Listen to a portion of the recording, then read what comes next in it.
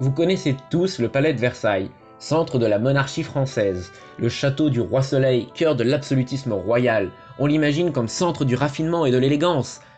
Mais c'est pas vraiment ça. Déjà au palais on trouvait beaucoup de monde, plusieurs milliers de gardes, des serviteurs, des courtisans et aussi des roturiers.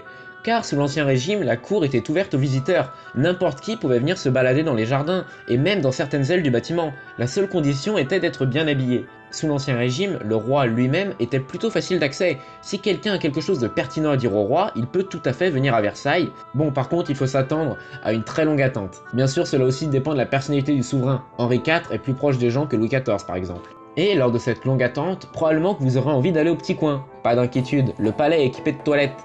À peu près 2 pour plusieurs milliers de personnes, et des chaises percées dans les appartements. On a donc les récits de personnes de la haute noblesse, urinant dans les jardins, les cheminées, voire les tapisseries d'après certains. Oh ouais, j'éviterais de m'asseoir par terre.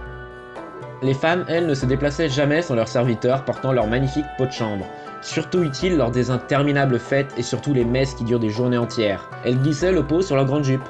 Pratique, elles ne portaient pas de sous-vêtements, ça commencera à arriver plus d'un siècle après. Pour le roi, c'était mieux. Ou pire, ça dépend des points de vue. Lui, il faisait ça devant une partie de la cour, la plupart du temps. La reine aussi accouchait en public, un calvaire pour les reines étrangères pas du tout habituées à cela. Marie-Antoinette, par exemple, détestait Versailles et son lourd protocole. À cette époque, l'eau était mal vue, on pensait qu'elle transmettait des maladies et on imaginait que le corps n'était pas vraiment étanche. Du coup, on se baignait absolument pas et se lavait peu à l'eau, surtout dans la haute noblesse. Pour calmer l'odeur, on se parfume et on change souvent ses vêtements.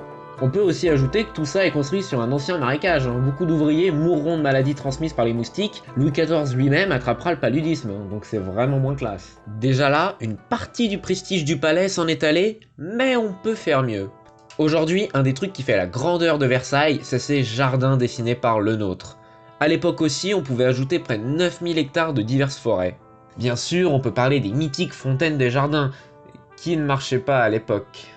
Bah oui, il n'y a aucune rivière proche, la Seine est à plusieurs kilomètres. Et en plus, la Seine est 142 mètres plus bas, et à l'époque c'est presque impossible de faire remonter l'eau. Il faut attendre 1681 pour que la machine de Marly apporte un peu d'eau de la Seine. Entre temps, seulement des petits étangs apporteront de l'eau. Durant toute la vie du château, les équipes chercheront sans cesse de l'eau pour faire fonctionner les fontaines. Celles-ci ne s'activent que pour les grandes occasions ou sur passage du roi et jamais en même temps. C'est sûr que les jardins étaient moins stylés à l'époque. Mais le vrai truc qui me chagrine avec Versailles, c'est qu'il cannibalise l'attention du public. On le voit comme le palais de la monarchie française, ce qui est faux. Au mieux, sur 67 monarques français, seuls 4 y ont vécu et 3 dans sa forme actuelle. Il n'est occupé qu'à peine 100 ans. Louis XIV n'y arrive qu'à 13 ans passés, le régent Philippe d'Orléans n'y vit pas et préfère Paris, Versailles est abandonné pendant 8 ans. Louis XV n'y reviendra qu'à sa majorité, Louis XVI, manque de chance, n'y passe qu'une trentaine d'années. Un autre palais, celui des Tuileries, aujourd'hui disparu, a abrité 10 monarques entre 1564 et 1871. D'autres palais ou châteaux, comme le Louvre, ont aussi été la résidence des souverains, même si c'est vrai que Versailles est le centre du pouvoir absolu des derniers rois de France d'Ancien Régime, symbole de cette époque absolutiste. Aussi, cette image de la cour de Louis XIV fait oublier les grands moments de l'histoire qui se sont passés à Versailles. 2 des plus puissants pays du monde sont nés à Versailles. Les États-Unis sont indépendants de la Grande-Bretagne après les traités de Paris et Versailles en 1783. L'Allemagne naît en 1871 dans la Galerie des Glaces avec la proclamation de l'Empire allemand. La même salle verra la fin de celui-ci avec le traité de Versailles en 1919 qui termine la Première Guerre mondiale. C'est aussi à Versailles que les 2 premiers êtres humains quittent le sol terrestre en 1783 avec le premier vol en montgolfière des frères Montgolfier. La révolution de 1789 commence aussi à Versailles avec le serment du jeu de paume et la marche des Parisiennes réclamant du pain. Elles ramèneront plus tard la famille royale à Paris. Plus tard, les congrès républicains se réuniront toujours à Versailles, encore aujourd'hui en hommage au serment du jeu de paume. La Commune de Paris de 1871 est matée depuis Versailles par le gouvernement de la jeune Troisième République.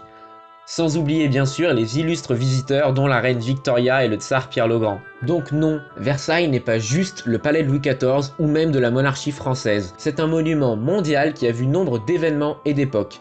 Aussi, n'oubliez pas les autres palais et châteaux, Chambord, Fontainebleau, le Louvre et surtout les tristes Tuileries. Merci d'avoir regardé notre vidéo, lâche un bulletin bleu et va pleurer sur le sort des Tuileries en commentaire.